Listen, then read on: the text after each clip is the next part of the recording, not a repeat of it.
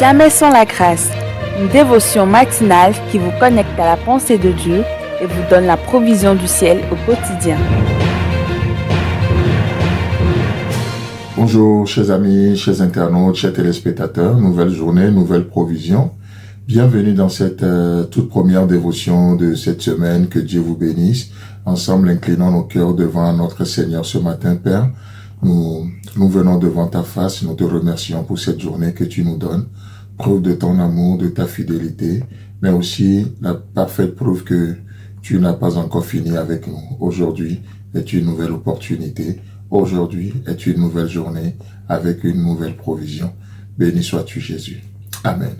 Alors, chers amis, chers internautes, je rappelle que nous sommes dans notre méditation concernant le livre de Néhémie. Et ce matin, je crois que nous allons juste faire une petite conclusion partielle pour clore les 2 premiers chapitres que nous avions vus jusque-là. Et Dieu voulant, demain, nous allons entamer le merveilleux chapitre 3. Vraiment un chapitre d'activité, un chapitre rempli d'action. Mais avant cela, une chose que nous voyons clairement, c'est que Néhémie, n'oublions pas l'origine. Néhémie, ça veut dire l'Éternel console.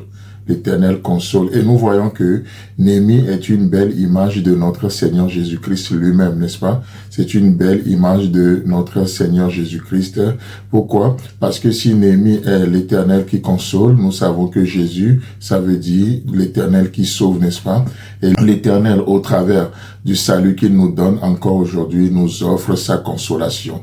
Il vient, il sauve non seulement de l'enfer pour l'éternité, mais il vient aussi aujourd'hui et il sauve des situations désastreuses que nous rencontrons, des difficultés, et ainsi il nous offre sa consolation.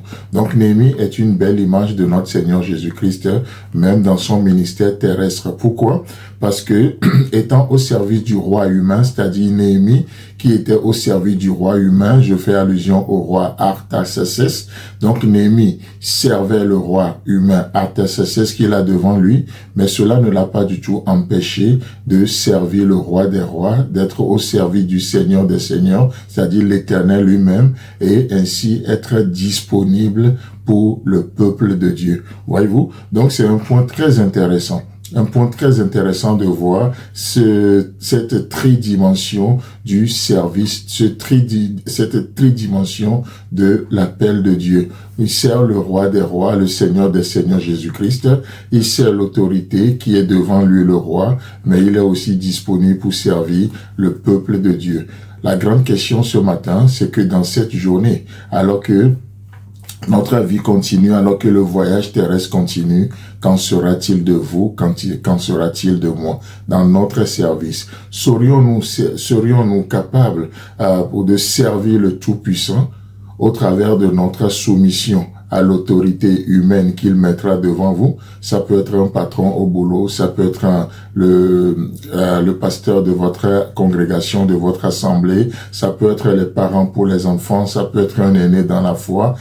La question c'est, est-ce que aujourd'hui nous serons capables de servir notre Dieu, l'Éternel, le roi des rois, de le servir au travers de notre soumission à l'autorité qu'il met devant nous, mais aussi au travers de notre disponibilité pour le peuple de Dieu. Quand je parle du peuple de Dieu, je parle bien sûr de l'Église, mais je parle aussi précisément des frères et des sœurs, les uns les autres, notre service. Qu'en sera-t-il de nous aujourd'hui? Vous savez, parce que une chose c'est de prétendre que oui, nous on est serviteurs de Dieu, mais la grande question c'est comment tu peux être serviteur de Dieu si tu ne démontres pas cela au travers de ta soumission à l'autorité humaine qui est devant toi et ta disponibilité pour les frères et sœurs qui sont autour de toi. C'est impossible parce que la chose la plus simple qui puisse nous arriver, c'est de nous tromper. Et ce n'est pas parce qu'on est sincère dans ce qu'on dit que ça veut dire que ce qu'on dit est vrai.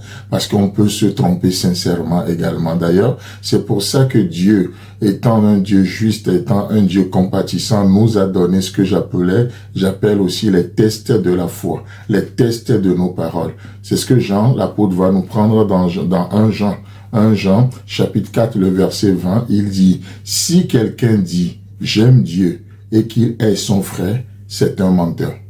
Jean n'a pas dit que ce n'est pas bien. Il dit non, c'est un menteur.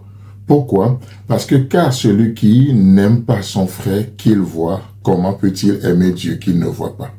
La logique est simple.